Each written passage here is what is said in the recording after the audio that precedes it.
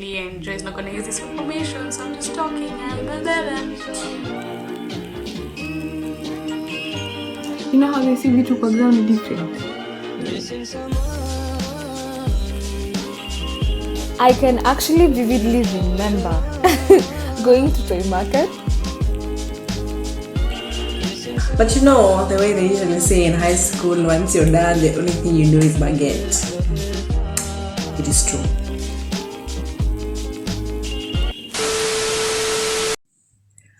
Hi guys, welcome back for episode 2. I hope you really enjoyed episode 1 and gotten all the relevant information you require to apply for the program. Yeah, and go for it. Definitely go for it.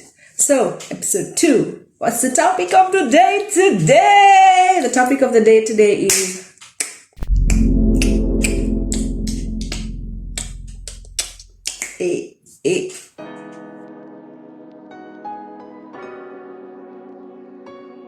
I'd say the most important one is the passport. Your passport. The passport is the most important thing. The passport should not expire within the time limit that you're working for the program. Yes. So if your passport is expired, get yourself a passport. We're actually asked to get a certificate of good conduct. So you have to apply for that online and then go to town Huduma Center, I think, and get your fingerprints taken and all that. And yeah, and then the visa process, they made it really easy for us. Basically, they give you a date. You just have to show up with normal stuff, your birth certificate, they're going to send you a list of options, pictures, stuff like that. We didn't have to pay because they paid for us, but normally you would have to pay. Oh, for the French bank account, they needed a recommendation letter from your previous bank back home, showing that you were part of them and for how long, and just a good recommendation. Yeah. Oh, and also me being extra, I had a yellow fever vaccine, but it wasn't essential. No one needs that. Yeah. Things that you require to carry are your birth certificate, your arrêt de nomination. That means the document that shows, it's like your contract or some sorts. So this you will receive from the academy that has hired you. So that mainly depends on them. So for these documents, we were told that we require the translations, but personally I did not do any translations of my documents, such as my birth certificate, my passport. I did not have them translated because I did not see why I'd need them translated.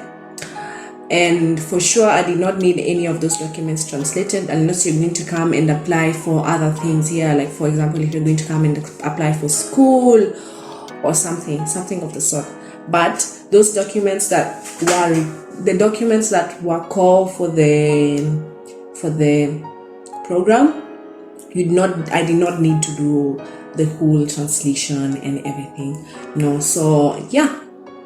But to be on the safe side, if you're going to do something for application, something like application for school or something while you're here, have your documents translated. It's going to be way easier and way cheaper for you, and ensure that the translator is certified. For example, you can translate your documents in Alliance Française. Alliance Française is quite international.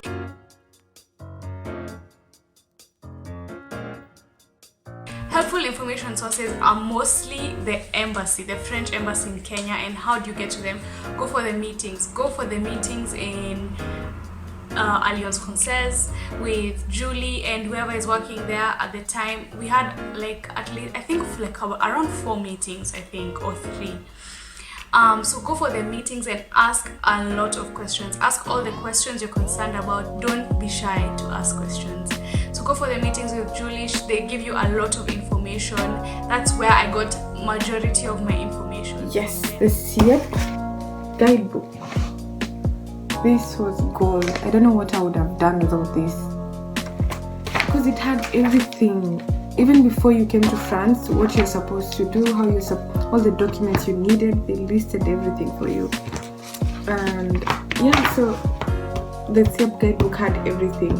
And once you go to France, all the steps to do the starting with the visa, your medical insurance, your bank account, like literally everything. And then how the schools run in France, and when the holidays are, if you want to travel outside France, if you want to study while doing the program, they had a guideline of everything. I think the CEP guidebook was the best thing that happened. Personally, was Facebook groups for previous assistants.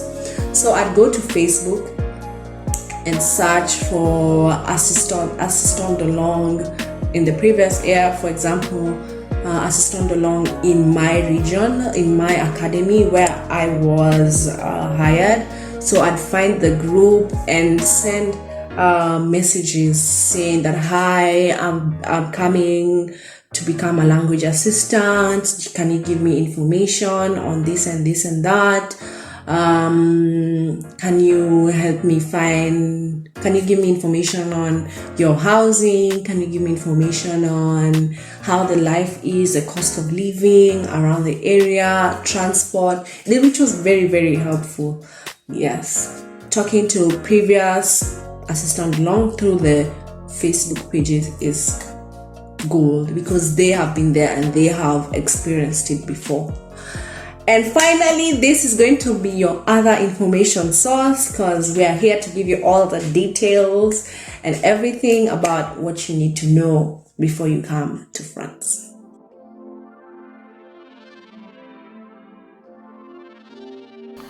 Okay, my level of French during the application process was A2, and I was so shy because I was actually not even shy, I was scared because I didn't think they would accept me, because I think the criteria at the time was B1, but my teacher was like, you know what, it's okay, just be honest, they're not going to do anything about it, just write your A2.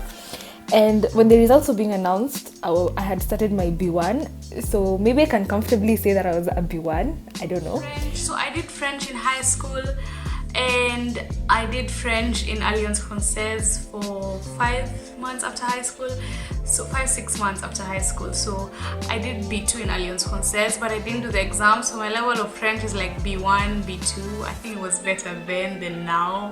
Well, different, because now I speak better and understand better, but I had better grammar before. Hey, my level of French, you guys. Oh my god.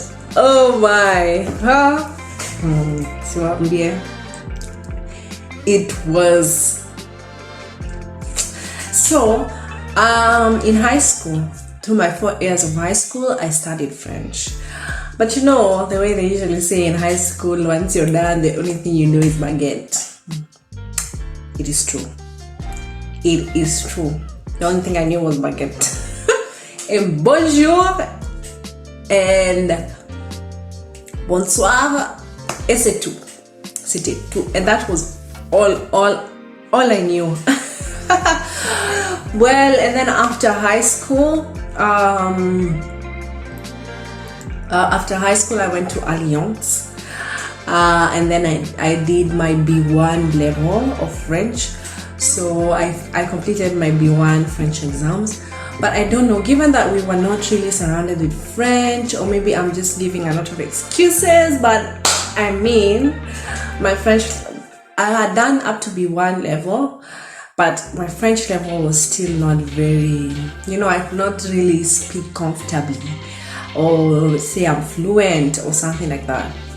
Yes, so by the time I was coming, I remember I had done French only till B1, and then after high school, when I got into university, I just stopped doing French because the course that I had was quite demanding, so I could not do both French and study uni.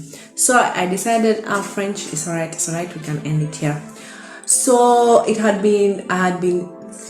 done 3 years in uni, so that means it had been 3 years since I had any contact with French. That means listening, speaking, I wasn't very conscious enough to have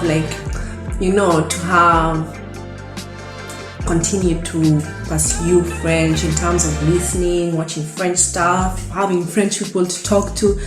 So by that time, my French was nil, nothing, zero. Hey, it was bad.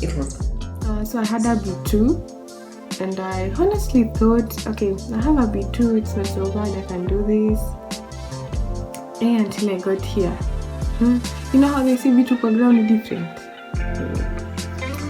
I think the phrase was made for this particular occasion.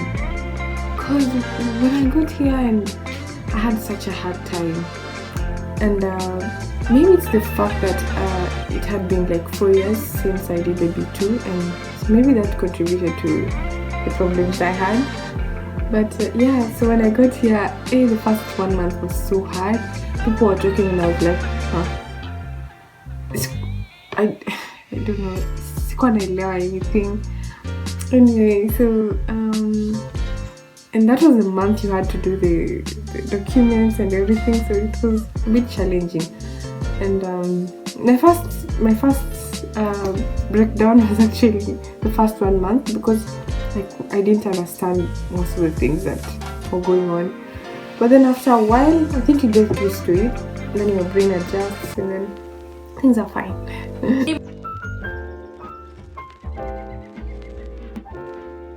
My advice would be, if you're packing, carry everything you need so that when you reach here, you don't have to spend money. I'm telling you, I had 2 23 kg big ass suitcases that are like, I was literally carrying around more than almost my weight, and it was so bad. Anyway, so for me, I would say pack everything you need. Think about your everyday life, from your hair to your socks, everything. Like, carry hair products, carry I'm telling you, I carried a blanket, a small one though. I carried bed sheets, I carried just random shit. Just carry everything you can think of. Think of your days, think of everything you do from when you wake up to when you go to bed, and everything you use, and just try and have it. Obviously, this is a different country and it gets cool, so go and buy jackets. Don't wait to buy them here, they're really, really expensive. Go to Tumba, go to Toy Gikomba or whatever, buy big jackets. They have people who sell winter stuff. Buy jackets, buy gloves, buy a Marvin, buy thick socks, buy layers, buy like, if you're gonna wear this, wear a sweater, another thing inside, a sweater on top, and then the jacket on top, a scarf. Yeah, basically just go and buy warm things, and don't wait to buy them here. That's my advice. Don't wait to buy them here, they're super expensive. I can actually vividly remember going to toy market to get some jackets, and it's actually, right now it actually hits me that there are some jackets that I have actually never worn because the winter didn't get to be that harsh. I remember reading up on it saying that, this was going to be the most harsh winter experienced. And also I remember my teachers were like, yeah, the winter is going to be really bad this year. And it's just like, I didn't get to experience the most harsh winter. I'm telling you, climate change is so real. So yeah, jackets were very essential. I remember my natural hair products. That was number 1 on my list because I knew how difficult it would be to get natural hair products. Lucky for me, where I sit, there is a shop called Afro-American where I was able to actually get some supplies. So natural hair products was definitely a must. I remember going for shopping to get sanitary products, the tissues and the likes, because I didn't know when I was going to be able to do that. So I just wanted to have a few of these things handy in case I needed them. Yeah. Okay, so mostly I packed official clothes because I thought, just like any other job, especially in Kenya, I needed the official clothes. which isn't the case, because in France everyone wears casual clothes and I didn't know about that. Yeah, so I'm here with my official clothes and people are like, casual, bougie, it's Paris week all year round. Hey, anyway. And another mistake I made was I brought many light clothes because the prof referent, she said in the south it doesn't get that cold, so I underestimated the cold and so I brought light clothes. But I later adjusted. I bought one thing after the other and after a while I was comfortable. Then another thing was all the toiletry. I bought lots of toiletry from home because I wasn't sure about the brands here and how expensive they were. Yeah, so with that, and then also being a natural hair enthusiast, I had lots of natural hair products in my bag. Yeah. And then one last thing that my mom thought was essential: unga ya ugali and a mwiko. So I brought those. I had a 2 kg unga and a cooking stick. Yes. And also there was a pedagogic material which helped with the teaching. Yeah, it was also a requirement in the SEP guidebook, and so yeah, I had that too. I had those short stories and images and so much. Yeah. Something essential that I did not pack, unfortunately, was unga ya ugali. Unga ya ugali, you guys. Hey, it's something 100% essential. You need it. Boots. If you don't come with boots, don't come. Yeah, you really need boots. You need a lot of, not at least a pair of boots. Also, one thing that I learned about packing is that you should pack when you pack a travel bag, like the one that you'll be sitting with and going with everywhere, the one that you won't check in. You need some essential stuff, like just in case your luggage does not arrive on time.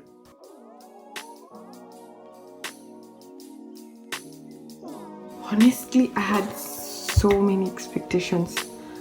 I thought I was going to make so many friends, meet so many people and go out a lot, try all these restaurants, all the good food.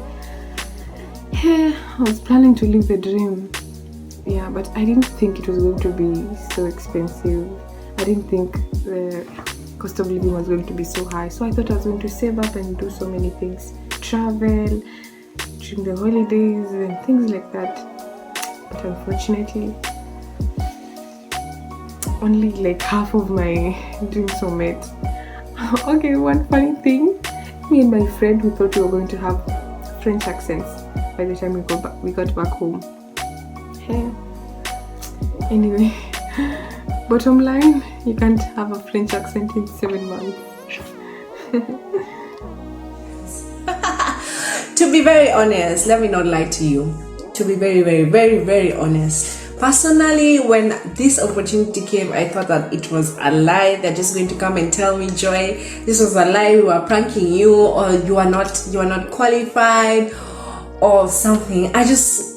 For me, I just did not believe it at all. Like, I was just like, wow, someone is just going to come and tell me that, no, it was another person, this wasn't you, you've not been taken. So for me, I had literally no expectations because it was too good for me. It was too good to be true. I don't even remember my expectations. I think for me, between the time I knew I was really going and the time I actually went was like 1.5 weeks. It was super fast. So I just decided to go. If you're going to go, just say I'm going. I'm not gonna think too much about it. Don't hold the standards too high.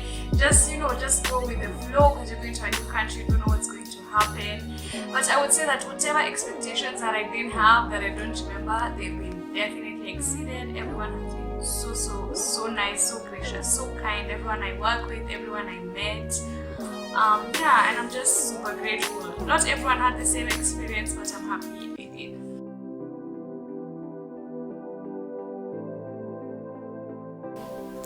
For me, it was very easy.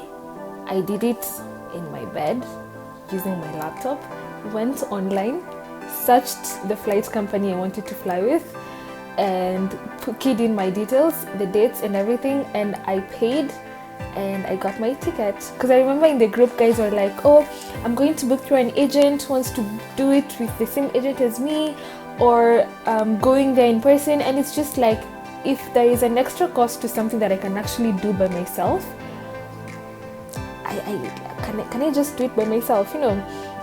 So I just did it that way. It was very simple. I got my itinerary and everything. So my advice would definitely be, if you can do it by yourself, then do it. Okay, so I got lucky to be among the 3 people who got free tickets by courtesy of the embassy, and so yeah, we didn't have any part in the booking. The person in charge just sent the email with the tickets after she done everything for us. Yeah, so that was a good thing to have the tickets being booked for me. It was such a load off my shoulders. I booked my flights on my own directly. I did not use an agent because I knew, one, the costs of an agent were a bit higher, so that's why I chose to book my flights directly. And I booked Egypt Air flights. Yes, I booked Egypt Air flights. I tried to book online, but it really didn't work for me, so I had to go to their offices, which were near Hilton. Hilton, the one in town. Yeah, that is where I booked my flight. I paid everything. It was quite simple for me. That was my flight through an agent. It's actually my dad who got the agent. I think it was just easier that way, because like right now there's a crisis, coronavirus, and I'm not the one who has to go and contact the airline and stuff like that. She's the one who's going to do it. I think it costs a little bit more to book through an agent, because obviously you have to pay the agency, but yeah, that's what I did. Good luck.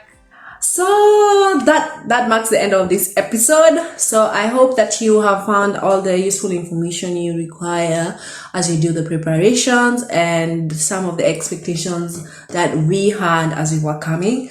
So if you have any other questions about preparations, especially now that I'm sure that the people who applied for the coming year, Assistantes de Langue, this is the time you're carrying out your preparations.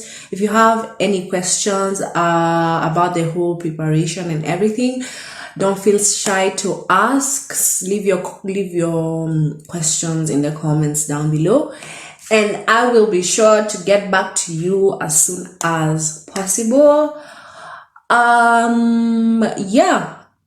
So that's it for today. Watch out for episode 3.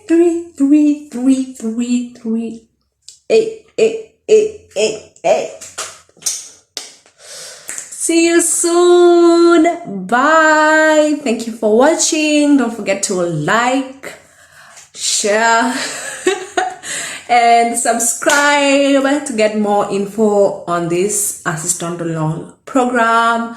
See you. Bye. Bisous.